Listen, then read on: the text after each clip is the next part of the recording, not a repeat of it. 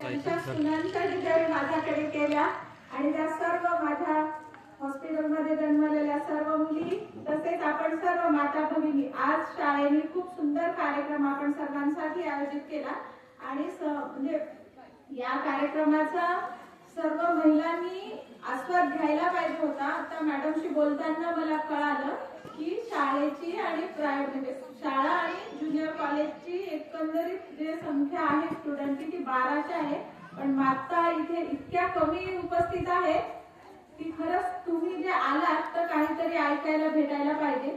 आणि आज या टेक्नॉलॉजीच्या युगामध्ये प्रत्येकाने आपल्या मुलावर मुलीवर लक्ष देणं आवश्यक आहे।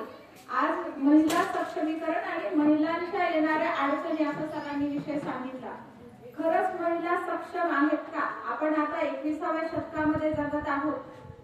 खरंच आम्हाला सक्षम करण्याची गरज आहे का आम्ही सक्षम आहोत का? आमची विचारसरणी कुठपर्यंत आहे?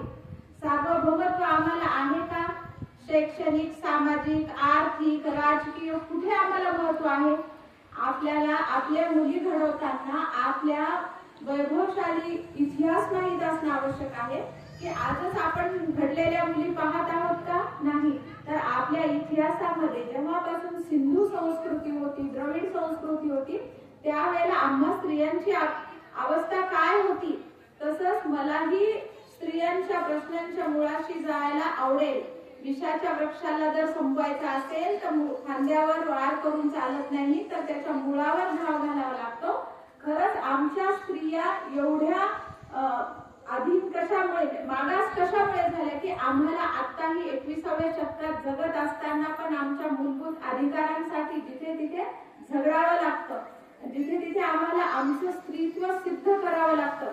खरंच तर निसर्गाने मातृत्व प्रदान करून निसर्गाने आपल्याला सर्वोत्तम पुरस्कार दिला, त्याचा सर्व स्त्रियांनी स्वाभिमान आणि अभिमान बाळगायला पाहिजे। कारण निसर्गाने तुम्हा मला निर्मितीक्षम बनवलेला आहे। निर्मितीक्षम म्हणजे आपण आपल्यासारखा जीव आपल्या कुशीमध्ये निर्माण करू शकतो आणि या निसर्गामध्ये त्याचं आपण आगमन करू शकतो। याच्यामुळे काय होत होतं की आपण पूर्वी स्त्रिया कशा होत्या या सिंधू संस्कृतीमध्ये, किंवा आज आपल्याला इतकं सक्षम करण्याची गरज का पडली?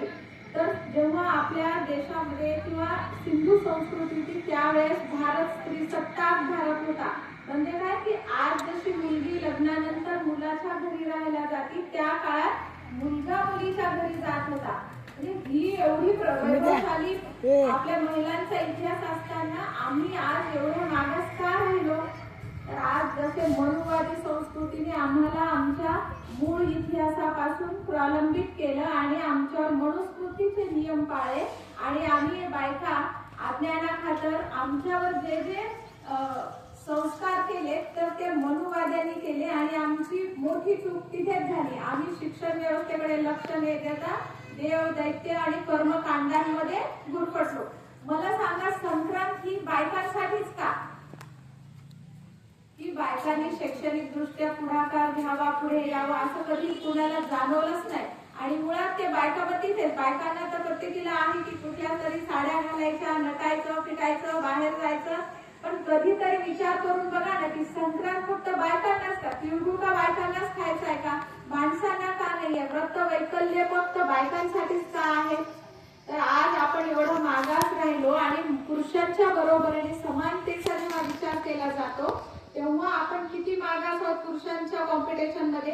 आज तुम्ही मी किंवा आता या शैक्षणिक संकुलामध्ये असलेल्या मुलींचं जर भविष्य बघायचं असेल तर त्यांना टेक्नॉलॉजी मध्ये जगायचं आहे। तुमच्या माझ्या वेळेला कॉम्पिटिशन होती, ती कॉम्पिटिशन फक्त मानवी बुद्धीसोबत आपल्याला कॉम्पिटिशन करावी लागायची।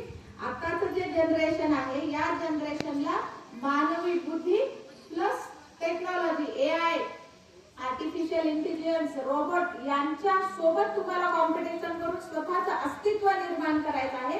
आणि जेव्हा एखादी मुलगी स्वतःचं अस्तित्व निर्माण करण्यासाठी बाहेर पडते तर तिच्यावर तिची आई, नुसतं आई म्हणूनच नाही वडील दोघांनीही इतके चांगले संस्कार केले पाहिजे। आपण जसं म्हणतो की उत्तम बीजापोटी फळे रसाळ गोमटी, तुम्ही तुमच्या मुलींना इतकं सक्षम केलं तर आज कितीतरी मुली वरच्या पदावर गेलेल्या आहेत, राष्ट्रपती पदापर्यंत गेलेल्या आहेत, आकाश अंतराळात गेलेल्या आहेत. आपल्या मुलींना एवढं आखलून आणि जगडून जगण्याची वेळ काय येत आहे की जेव्हा आपल्या मुलींना आपण संरक्षणाचे धडे दिले का, आपण आपल्या मुलीला चांगले संस्कार दिले का.